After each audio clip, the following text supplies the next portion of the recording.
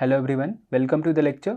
आज से हम देखेंगे कि लाइन को कैसे रिप्रेजेंट करते हैं। तो लाइन को रिप्रेजेंट करने के लिए हमारे पास दो क्वेश्चंस दिमाग में होना चाहिए कि पहला क्वेश्चन ये होना चाहिए कि कोई भी जो लाइन है उसको कैसे हम यूनिकली रिप्रेजेंट करेंगे, और दूसरा कि अगर कोई गिवन पॉइंट है तो उस लाइन पे लाई करेगा या नहीं वो हमें पता होना चाहिए। ठीक है, तो पहले क्वेश्चन का आंसर करने के लिए अगर किसी लाइन को यूनिकली रिप्रेजेंट करना है तो उसका कुछ डेफिनेट एक्सप्रेशन होना चाहिए। ठीक है, जो कि वो कोऑर्डिनेट प्लेन को एक्सप्रेस करे, जो एक्स वाई के फॉर्म में एक डेफिनेट एक्सप्रेशन होना चाहिए लाइन का, ताकि हम बता सके कि हाँ ये एक लाइन यूनिक है। क्योंकि हमने पहले देख चुके हैं कि कोई भी अगर सिर्फ स्लोप गिवन है तो सिर्फ एक स्लोप से हम लाइन को यूनिकली डिफाइन नहीं कर सकते, क्योंकि स्लोप एक ही स्लोप के बहुत सारे पैरेलल लाइन हो सकते हैं। ठीक है, तो बट हमें क्या चाहिए, हमें एक एग्जैक्ट यूनिक लाइन चाहिए। तो उसके लिए हमें एक एक्सप्रेशन चाहिए एक्स वाई के फॉर्म में और कोऑर्डिनेट प्लेन के फॉर्म में। और दूसरा, अगर कोई पॉइंट जो दे रखा है उस पॉइंट को हम उस एक्सप्रेशन में जब डालें तो वो सेटिस्फाई करना चाहिए। ठीक है, तो फिर हमें पता चलेगा कि हाँ वो जो पॉइंट गिवन है वो उस लाइन पे लाई कर रहा है। तो रिप्रेजेंटेशन ऑफ लाइन में हम सबसे पहले देखेंगे कि हॉरिजॉन्टल लाइन और वर्टिकल लाइन को कैसे रिप्रेजेंट करते हैं। तो यहाँ पे हम देख सकते हैं कि एक रेड लाइन है और एक ग्रीन लाइन है। तो रेड लाइन जो है वो हॉरिजॉन्टल लाइन है क्योंकि ये एक्स एक्सिस से पैरेलल है। ठीक है, और एक्स एक्सिस के पैरेलल भी है, और जो स्लोप ये बना रहा है एक्स एक्सिस से वो बेसिकली 0 डिग्री है। ठीक है, सिमिलरली जो ग्रीन लाइन है उसे हम वर्टिकल लाइन बोलते हैं जो वाई एक्सिस से पैरेलल है, और ये 90 डिग्री बना रहा है हमारे पॉजिटिव एक्स एक्सिस से। ठीक है, तो हम देखेंगे कि हॉरिजॉन्टल लाइन को रिप्रेजेंट कैसे करते हैं हम। तो जितने भी लाइन हम दे रखे हैं, ये रेड लाइन जो आप देख रहे हो सभी हॉरिजॉन्टल लाइन है, और जितने भी ग्रीन लाइन है जो वाई एक्सिस के पैरेलल है वो सभी वर्टिकल लाइन है। तो हम देखेंगे कि सबसे पहले हॉरिजॉन्टल लाइन को कैसे रिप्रेजेंट करते हैं। ठीक है, तो हॉरिजॉन्टल लाइन जो होता है वो बेसिकली वो एक्स एक्सिस से कुछ यूनिट ऊपर या कुछ यूनिट नीचे हो सकता है। ठीक है, तो ये होता है हॉरिजॉन्टल लाइन जो हमारे रेड लाइन से डिनोटेड है। तो ये कुछ इस लाइन पे बेसिकली हमारा जो y एक्सिस होगा, y का वैल्यू होगा वो कांस्टेंट होगा। ठीक है, हम देख सकते हैं कि ये जो लाइन है कुछ डिस्टेंस x एक्सिस से ऊपर है। तो हमेशा जो भी हॉरिजॉन्टल लाइन होता है वो y एक्सिस से x एक्सिस से कुछ डिस्टेंस पे हो सकता है, या तो ऊपर राइज कर रहा है या फॉल कर रहा है। ठीक है, वैसा ये हॉरिजॉन्टल लाइन होता है। तो इसे हम रिप्रेजेंट कर सकते हैं y equals to some constant. तो यहाँ पे देख सकते हैं कि y इक्वल्स टू a, क्योंकि ये डिस्टेंस हम मान रहे हैं कि कुछ a डिस्टेंस पे ये हॉरिजॉन्टल लाइन है। ठीक है, तो कोई भी पॉइंट जो इस लाइन पे होगा उसमें सिर्फ x की वैल्यू ही वेरी करेगा, क्योंकि हम देख रहे हैं कि y तो कांस्टेंट है। तो हमेशा याद रखना है कि कोई भी अगर हॉरिजॉन्टल लाइन है वो x एक्सिस के पैरेलल होगा, बट उसका equation y equals to some constant होगा।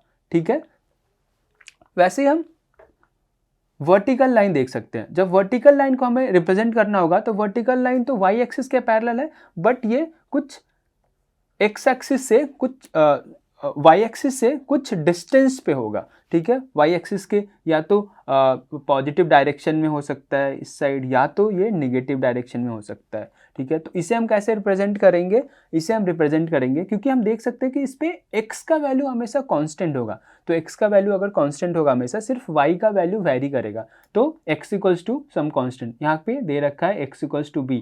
हम मान रहे हैं कि ये डिस्टेंस कुछ b है। ठीक है, तो ऐसे हम रिप्रेजेंट करते हैं वर्टिकल लाइन को। तो हम देख सकते हैं कि b कॉमा वाई के फॉर्म में होगा, क्योंकि यहाँ पे x का वैल्यू तो हमेशा कांस्टेंट होगा, सिर्फ y का वैल्यू ही वेरी करेगा। ठीक है, तो अब हम एक एग्जाम्पल देखते हैं।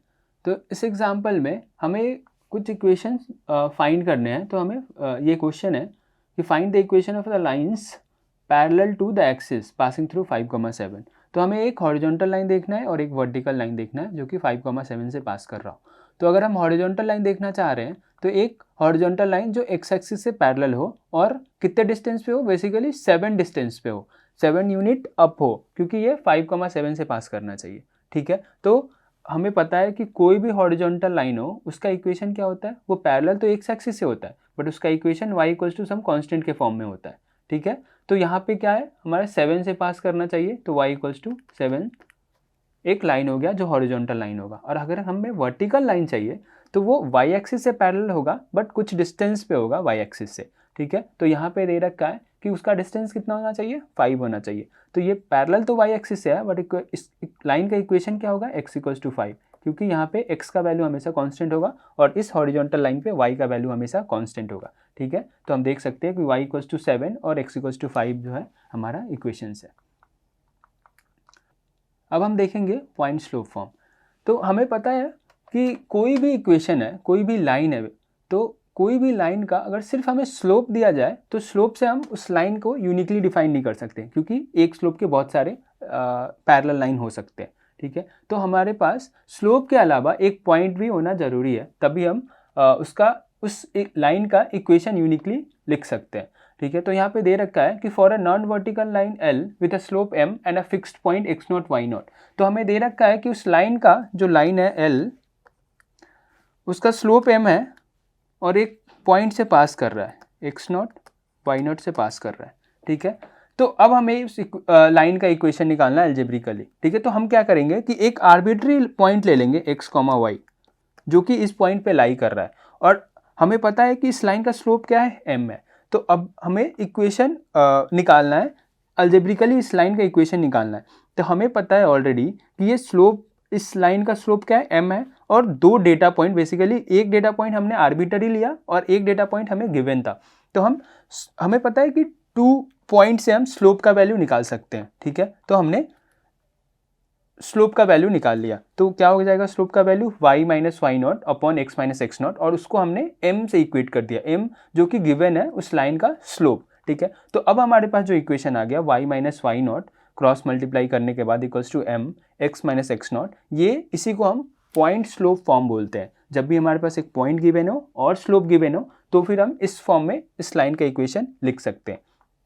तो अब हम कोई भी x, y जो कि इस लाइन पे, अगर कोई भी x, y इस इक्वेशन को सेटिस्फाई करेगा तो हम समझ लेंगे कि वो x, y इस लाइन पे लाई करेगा। ठीक है, तो any point p x, y is on line if and only if the coordinate of p satisfy the above algebraic equation. ठीक है, अब हम देखेंगे एक एग्जांपल। तो हमें क्या करना है, हमें लाइन ऑफ इक्वेशन फाइंड करना है जो कि जिस लाइन का स्लोप -2 हो और वो 5,6 से पास कर रहा हो। तो हमें क्या करना है, हमें फिर से एक आर्बिट्री पॉइंट लेना है x, y, कोई भी x, y ले लेना है।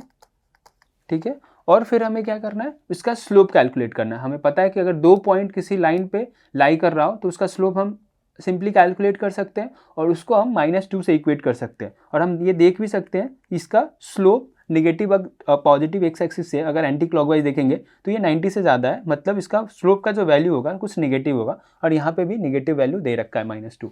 तो हम -2 से इक्वेट कर देंगे इसका स्लोप, जो कैलकुलेट करेंगे y minus 6 upon x minus 5 जो होगा उसको हम -2 से इक्वेट कर देंगे। ठीक है, और हम क्रॉस मल्टीप्लाई करने के बाद हम क्या मिलेगा, हमें y minus 6 equals to 2 into 5 minus X, और जो फाइनल इक्वेशन होगा हमारा y equals to 16 minus 2x। तो हम कोई भी पॉइंट एक्स वाई के फॉर्म में जो भी इस लाइन पे लाई करता है और इस पॉइंट को भी, इस स्ट्रेट लाइन को, इक्वेशन को भी सेटिस्फाई करेगा।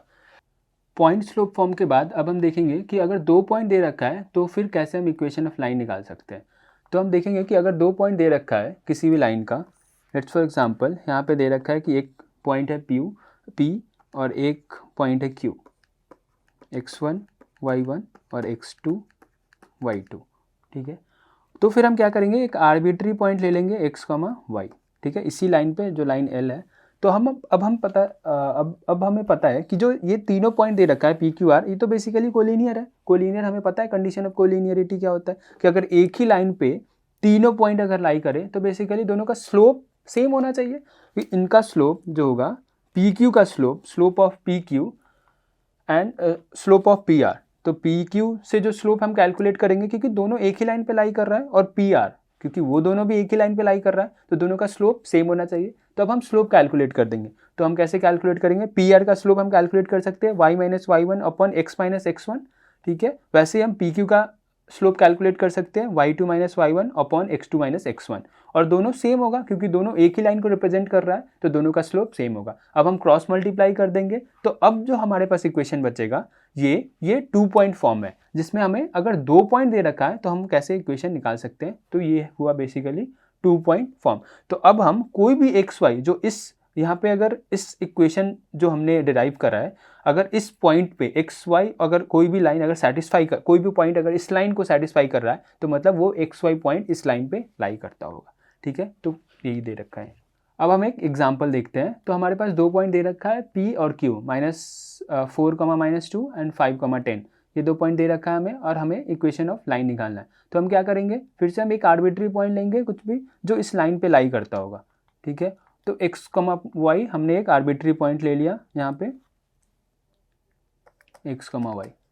ठीक है, और फिर हम क्या करेंगे, तो इसका जो स्लोप होगा PQ का जो स्लोप होगा हमारे पास, स्लोप वहाँ से निकाल लेंगे। ये हमने स्लोप निकाल लिया। और जो स्लोप हम यहाँ से निकालेंगे PR का स्लोप, तो बेसिकली जो स्लोप होगा PR सेम होगा स्लोप ऑफ PQ के, वही हमने किया है। तो ये अपॉन x - 5 है जो कि हमने क्रॉस मल्टीप्लाई कर दिया तो उस साइड चला गया। तो वही हमने करा है, स्लोप ऑफ PR निकाल दिया और ये स्लोप ऑफ PQ है। और हम जब क्रॉस मल्टीप्लाई करेंगे और फिर सिंप्लीफाई करेंगे तो हमारे पास ये इक्वेशन आ जाएगा y = 4/3x + 10/3। तो ये हमारा इक्वेशन ऑफ लाइन हो जाएगा। Thank you.